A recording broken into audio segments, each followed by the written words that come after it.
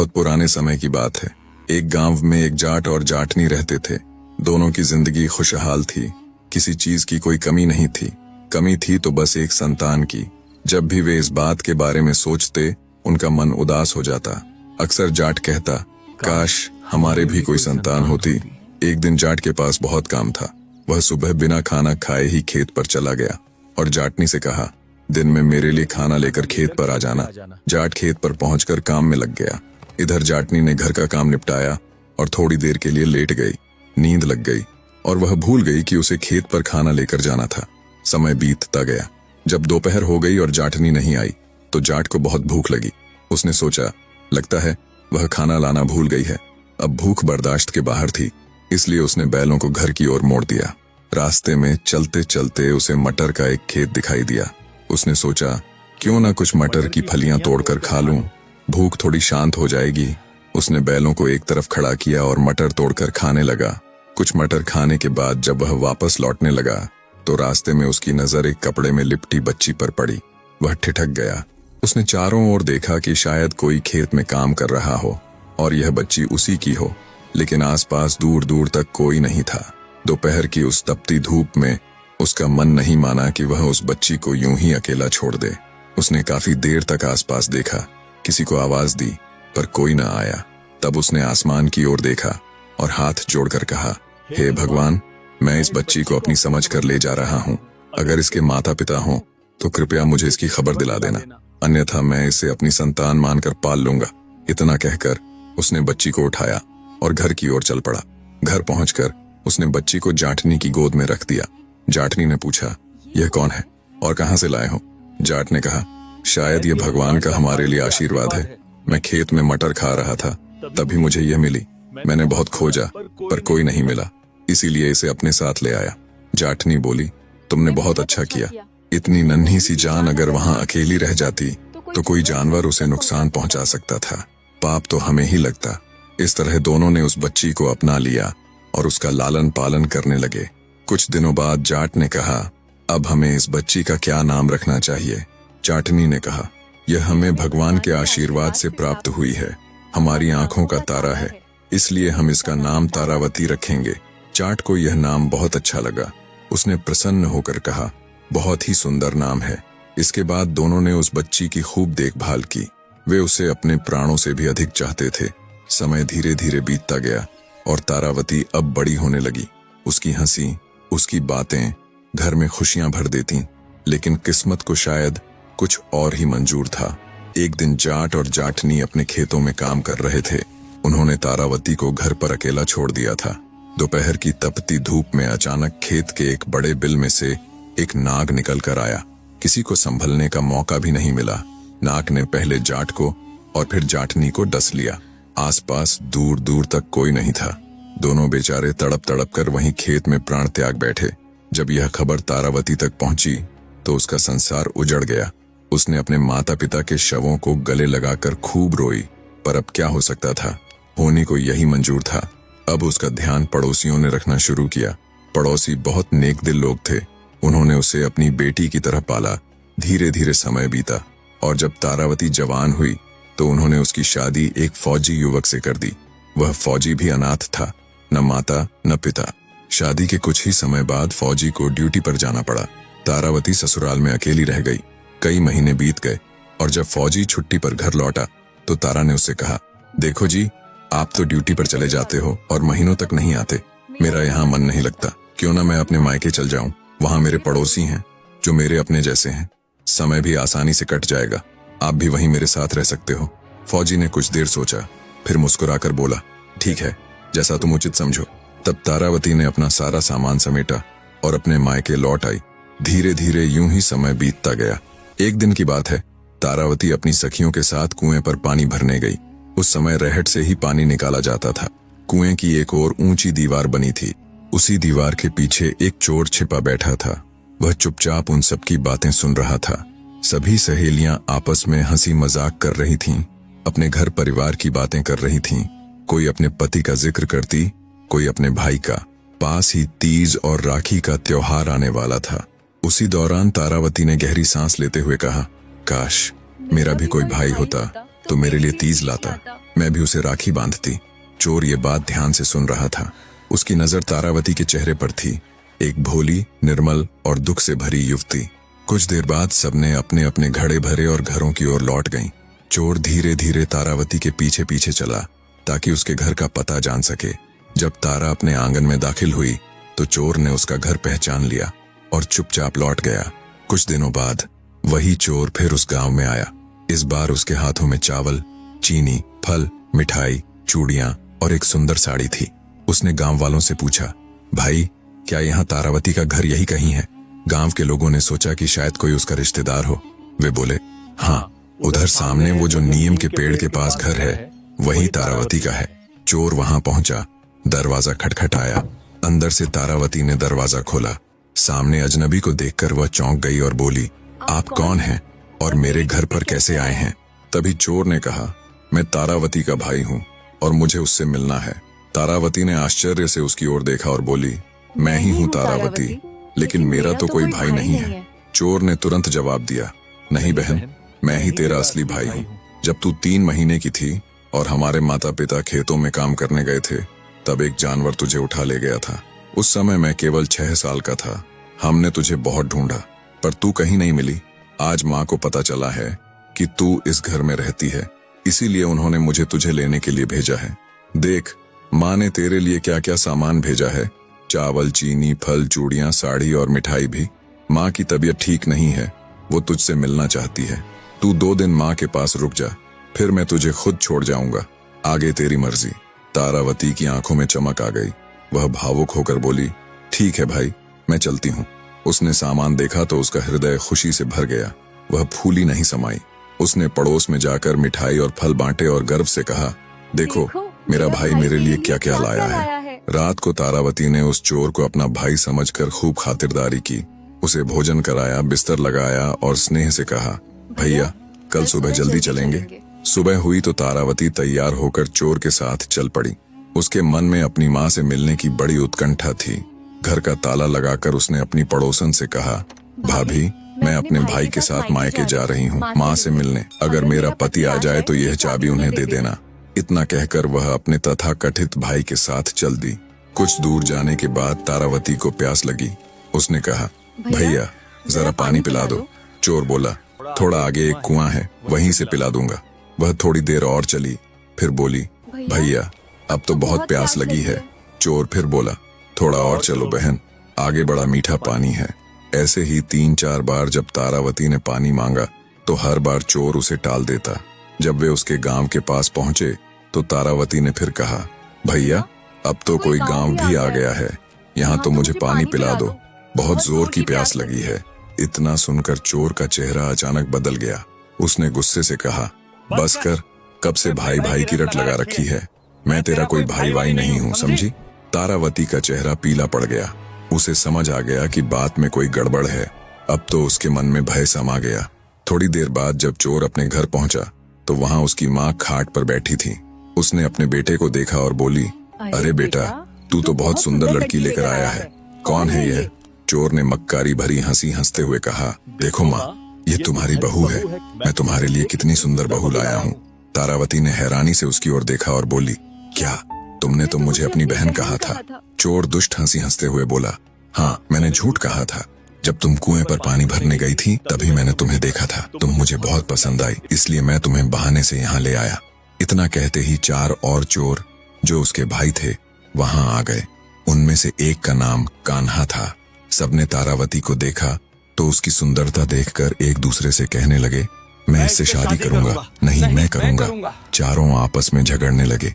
तभी उनकी माँ ने कहा, अरे इस लड़की के लिए आपस में मत लड़ो, तुम सब चोरी करते हो ना।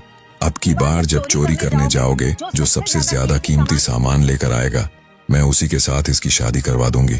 सब चोर खुशी से उछल पड़े। उनमें होड़ मच गई, मैं सबसे कीमती सामान लाऊंगा। नहीं, मैं लाऊंगा। वे सब चोरी करने निकल गए। अब तारावती घर में अकेली रह गई, केवल चोरों की माँ के साथ। उसने सोचा, ये तो सब चले गए हैं, अब मौका है कि किसी तरह यहाँ से निकलने की कोई जुगत लगाऊं। एक दिन चोरों की माँ ने मुस्कुराते हुए कहा, बिटिया तू तो बहुत सुंदर है, तेरे बाल कितने लंबे, काले और घने हैं, तू ऐसा क्या करती है? तारावती ने धीरे से मुस्कुरा कर कहा, कुछ नहीं अम्मा जी, मैं बस अपने शरीर और बालों का थोड़ा ध्यान रखती हूँ। आइए मैं आपके भी बाल बना दूं। अम्मा खुश होकर बोली, ठीक है बेटी, बना दो। तारावती ने उनके बाल खोले, उनमें कंघी करने लगी। चोरों की माँ को बहुत अच्छा लगने लगा। तभी तारावती बोली, अम्मा जी, आपके सिर में तो बहुत जुएं हैं और बाल भी बहुत मैले हैं, आप नहाती नहीं क्या? चलिए मैं आपको नहला देती हूँ। चोरों की माँ हंसकर बोली, चलो बेटी, आज तुम ही नहला दो। तारावती ने तुरंत चूल्हे में आग जलाई। एक बड़े भगोने में पानी भरकर उसे गर्म होने के लिए रख दिया। जब पानी खूब उबलने लगा तो उसने धीरे से कहा, अम्मा जी, आपके नहाने के साफ कपड़े कहाँ रखे हैं? चोरों की माँ ने बताया, अंदर संदूक में रखे हैं, ये लो मेरी चाबी। यह कहते हुए उसने अपनी कमर में बंधी चाबी खोलकर तारावती को दे दी। तारावती अंदर गई और जब संदूक का ताला खोला तो देखकर दंग रह गई। अंदर सोने चांदी के गहनों और रुपयों का ढेर लगा था। वह पल भर को अवाक रह गई, पर अपने भावों को छिपा लिया। उसने चुपचाप चोरों की माँ के नहाने के कपड़े निकाले और उन्हें लेकर बाहर आई। फिर उसने चारपाई की ओट में बुढ़िया को नहलाना शुरू किया। पहले उसने थोड़ा हल्का गुनगुना पानी उसके शरीर पर डाला। चोरों की माँ को अच्छा लगा और वह मुस्कुराई, अरे बेटी, कितना बढ़िया पानी है, तन को राहत मिल रही है। लेकिन अगले ही क्षण तारावती ने भगोने का पूरा उबलता हुआ पानी बुढ़िया पर उड़ेल दिया। एक भयानक चीख निकली, आओ! बुढ़िया तड़पने लगी, दर्द से कराह उठी और कुछ ही क्षणों में वहीं दम तोड़ दिया। तारावती ने शांत मन से उसे साफ कपड़े पहनाए, चारपाई पर लिटाया और ऊपर से चादर ओढ़ा दी। देखने में ऐसा लग रहा था मानो वह गहरी नींद में सो रही हो। घर में एक बिल्ली भी थी। तारावती ने उस बिल्ली को आटा पीसने वाली चक्की से बांध दिया। बिल्ली इधर उधर भागने लगी तो चक्की उसके साथ घूमने लगी। अब तारावती ने जल्दी से सारा कीमती सामान, सोना, चांदी, गहने, सिक्के सब इकट्ठा किया और उन्हें चोरों की बैलगाड़ी में रख लिया। फिर वह अपने गांव की ओर चल पड़ी। जब वह अपने गांव पहुंची तो लोग हैरान रह गए। सब कहने लगे, देखो, तारा की माँ ने तो उसे बहुत सारा धन और जेवर दिए हैं, पर तारावती ने किसी को कुछ नहीं बताया, बस मुस्कुराई और भीतर चली गई। उधर जब चोर चोरी करके वापस अपने घर पहुंचे तो उन्होंने देखा कि दरवाजा तो बंद है, लेकिन अंदर से आटा पीसने की आवाज आ रही है। एक बोला, लगता है तारावती हमारे लिए खाना बना रही है, आटा पीस रही होगी। जब उन्होंने झांक कर देखा तो चारपाई पर उनकी माँ लेटी हुई थी। सबको लगा माँ सो रही है। कुछ देर बाद उन्होंने आवाज लगाई, माँ, माँ उठो, देखो हम आ गए। लेकिन जब बहुत पुकारने पर भी कोई जवाब न मिला तो वे कमरे का दरवाजा तोड़कर अंदर गए। अंदर का दृश्य देख उनके पैरों तले जमीन खिसक गई। चक्की से बिल्ली बंधी थी और माँ निर्जीव पड़ी थी। उन्होंने तुरंत संदूक खोला, पर वह खाली था। सारा धन, गहने, रुपए सब गायब थे। सब चोर माथा पीटने लगे, अरे, हमारे ही घर में चोरी हो गई। उनका गुस्सा 7वें आसमान पर था। बोले, एक तो माँ मर गई और ऊपर से सारा धन भी गया। अब हम उस तारावती को सबक सिखाएंगे और अपना सब कुछ वापस लाएंगे। उन्होंने माँ का दाह संस्कार किया और फिर तारावती को ढूंढने निकल पड़े। रात गहराने लगी थी जब वे तारावती के गांव पहुंचे। तारावती को पहले से अंदेशा था कि वे लौटेंगे। उसने पहले ही अपने घर का दरवाजा आगे से हटवाकर पीछे की ओर लगवा दिया था और जहां पहले दरवाजा था वहां दीवार बनवा दी थी। चोरों में से एक बोला, यही घर है, लेकिन दरवाजा कहाँ गया? पहले तो इसी तरफ था। दूसरे ने कहा, सही कहा, मगर अब दिख नहीं रहा है। वे सब दीवार के पास जाकर आपस में फुसफुसाने लगे। अंदर तारावती जाग गई। उसने उनकी धीमी आवाजें सुन ली। वह तुरंत समझ गई, ये वही चोर हैं, आ गए। उसने एक तेज धार वाली दराती उठाई और दीवार के पास जाकर खड़ी हो गई। बाहर चोर दीवार में छेद करने लगे। धीरे धीरे उन्होंने इतना बड़ा छेद कर लिया कि कोई अंदर झांक सके। एक चोर ने अपना चेहरा छेद में झुकाया ही था कि अगले ही पल तारावती ने पूरी ताकत से दराती चलाकर उसकी नाक काट दी। चोर चीख उठा, आ आ! उसकी नाक कटकर जमीन पर जा गिरी। वह दर्द से तड़पता हुआ पीछे हट गया। बाकी चोर यह दृश्य देखकर घबरा गए और वहां से भाग खड़े हुए। उन्होंने गांव के वैद्य से अपने भाई की मरहम पट्टी कराई, लेकिन अब उनके मन में प्रतिशोध की आग जलने लगी। वे बोले, अब इस तारा ने हमारी बेइज्जती की है, उसकी सजा उसे मिलेगी। हम उसकी नाक काटने का बदला लेकर रहेंगे। अब की बार उन्होंने तारा के घर का असली दरवाजा ढूंढ लिया। रात गहरी थी जब वे चुपचाप उसके घर पहुंचे। तारा गहरी नींद में थी। उन्होंने उसकी चारपाई समेत ही उसे उठा लिया और सर पर रखकर जंगल की ओर चल पड़े। थोड़ी ही दूर गए थे कि हल्की हल्की बारिश शुरू हो गई। बारिश की बूंदें तारा के चेहरे पर पड़ी तो उसकी नींद खुल गई। उसने आंखें खोलीं, चारों ओर देखा और तुरंत समझ गई ये वही चोर हैं। वह सोचने लगी, अब क्या करूं? तभी उनकी चारपाई एक बरगद के पेड़ के नीचे से गुजरी। तारावती ने झट से पेड़ की एक मोटी शाख पकड़ ली और ऊपर चढ़ गई। पीछे चल रहे एक चोर ने देखा तो बोला, अरे भाई, लड़की तो पेड़ पर चढ़ गई है। बाकी चोर बोले, तुझे बहुत दिखता है अंधेरे में, हम क्या पागल हैं जो तेरी बातों में आए। और फिर कहानी ने अगला भयावह मोड़ लिया। तब आगे चोर ने कहा, एक बार देखो तो सही। चोरों ने चारपाई को नीचे उतार कर देखा तो तारावती सचमुच उस पर नहीं थी। अब उन्होंने पेड़ पर देखा तो उन्हें अंधेरे में कुछ भी दिखाई नहीं दिया। एक चोर बोला, देखो भैया, वो बैठी है। बाकी चोरों ने उससे कहा, तेरी नजर अगर इतनी ही तेज है तो तू ही ऊपर चढ़ और उसे नीचे लेके आ, फिर हम सब उसे बताएंगे। चोर ऊपर चढ़ गया। जब वह पत्तों में छुपी हुई तारावती के पास पहुंचा तो तारावती ने चोर के मुंह पर ऐसी जोरदार लात मारी कि उसकी जीभ दांतों के बीच आ गई और वह धड़ाम से नीचे गिर पड़ा। उस बेचारी की जीभ कट गई और वह दर्द से कराहता रहा। बाकी भाइयों ने कहा, हमने कहा था ना कि वह वहां पर नहीं है, हमें तो कुछ दिखाई ही नहीं देता। चोर रोते हुए इशारों में बताने लगा, भाई, उसी ने मुझे लात मारी है, ऊपर ही बैठी है। बाकी लोग सोचने लगे कि यह कोई भूत प्रेत की बात कर रहा है। साफ साफ कुछ नहीं दिख रहा था। सभी डर कर वहां से भाग गए। बाद में जब उन्होंने अपने बेचे हुए भाई की जीभ कटने की बात सुनी तो वैद्य से दवा करवाई। जब वह ठीक हुआ तो पांचों भाई फिर एक रात तारावती के घर में आए। उन्होंने देखा कि तारावती गहरी नींद में है। वे चुपचाप अपना चोरी का सामान गठरियों में बांधने लगे, पर तारावती की नींद खुल गई और उसने सारा मंजर देख लिया। एक धारदार कुल्हाड़ी लेकर वह चुपके से दरवाजे पर खड़ी हो गई। जब चोर सारा सामान लेकर एक एक करके घर से निकलने लगे तो तारावती ने एक एक करके कुल्हाड़ी से उन सब पर प्रहार किया और उन्हें मार गिराया। फिर तारावती ने अपने सारे जतन किए गए सोने चांदी के गहने और धन घर में रख दिए। उसके बाद उसने 5 चादरें निकाली। एक एक कर प्रत्येक मरे हुए चोर को कसकर चादर में बांधा और गठरियां बनाकर रख दिया। तारावती के गांव में रोज एक फकीर आता था जो घर घर के सामने दुआ मांगता और बदले में लोग उसे कुछ रुपये दे देते। जब वह फकीर तारावती के घर के सामने आया तो तारावती ने उससे पूछा, बाबा जी, आप दिन भर में कितने रुपए कमा लेते हो? फकीर ने कहा, बेटी, मैं एक दिन में लगभग 50-56 ही कमा पाता हूँ। तारावती ने कहा, बाबा, मेरे सामने एक जादूगर जैसा आदमी बहुत तकलीफ देता है। आज मैंने बड़ी मुश्किल से उसे पकड़कर एक गठरी में बांध दिया है। क्या कोई ऐसी जगह है जहाँ से वह वापस ना आ सके? अगर आप उसे वहाँ फेंक दें तो मैं आपको 500 रुपया दूंगी। फकीर के मन में लालच आ गया। उसने मन ही मन सोचा, 500 रुपये तो बहुत हैं, इतना तो मैं कई दिनों में भी नहीं कमा पाता। वह बोला, लाओ बेटी, इस जादूगर के बच्चे को मैं अभी नदी में फेंक कर आता हूँ। तारावती ने गंभीर स्वर में कहा, पर बाबा, ध्यान रखना, इसे किसी गहरी जगह ही फेंकना। अगर पानी कम हुआ तो ये फिर वापस आ जाएंगे। फकीर बोला, बेटी, तुम चिंता मत करो, मैं ऐसा ही करूंगा। फकीर ने वह गठरी उठाई जिसमें तारावती ने एक चोर को बांध रखा था। वह उसे लेकर नदी किनारे गया और बिना देर किए वह गठरी नदी में फेंक दी। फिर संतोष से मन ही मन बोला, अब यह कभी लौट कर नहीं आएगा। इसके बाद वह 500 रुपये का इनाम लेने तारावती के पास लौटा। लेकिन जैसे ही उसने घर के आंगन में कदम रखा, उसकी नजर पड़ी, वहां वैसी ही एक और गठरी रखी थी। उसके बोलने से पहले ही तारावती बोली, देखा बाबा, मैंने कहा था ना, इसे ऐसी जगह फेंकना जहां से ये वापस ना आ सके। पर ये तो फिर लौट आया। फकीर की आंखें फटी की फटी रह गईं। उसने गठरी देखी और सोचने लगा, ये कैसे हो गया? फिर बोला, बेटी, लगता है मैं उतनी गहरी जगह पर नहीं फेंक पाया। इस बार मैं इसे और गहरे पानी में फेंकूंगा।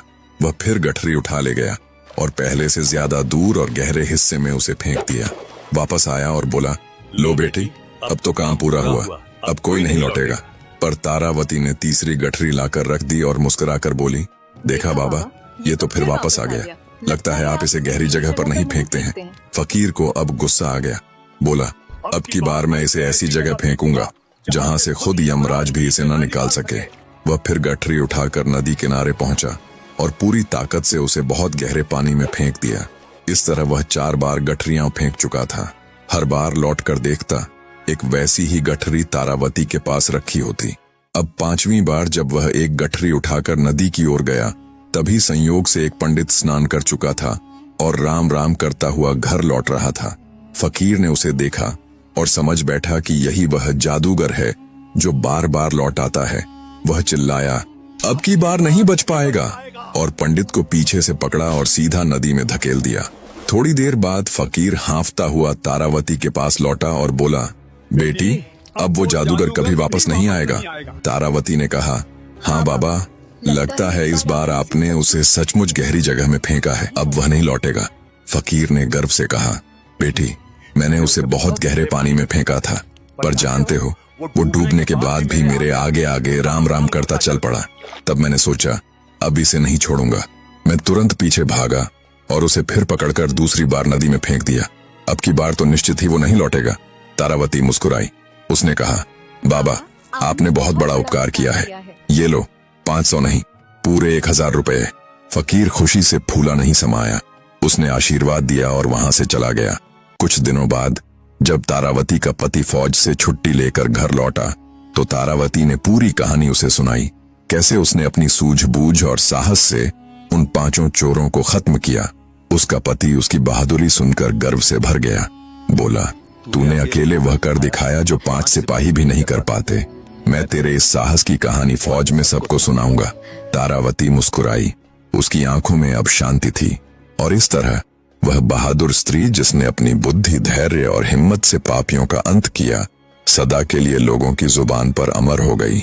इस कहानी से हमें यह सीख मिलती है कि बुद्धि, साहस और धैर्य से बड़ी मुसीबत पर भी जीत हासिल की जा सकती है। तारावती जैसी निडर और समझदार स्त्री ने यह साबित किया कि विपत्ति के समय डरना नहीं चाहिए, बल्कि अपने दिमाग और हिम्मत का इस्तेमाल करना चाहिए। उसने अकेले अपने साहस से 5 निर्दयी चोरों का अंत किया और यह दिखाया कि सच्ची वीरता तलवार से नहीं, स्मार्ट सोच और हिम्मत से होती है। अगर आपको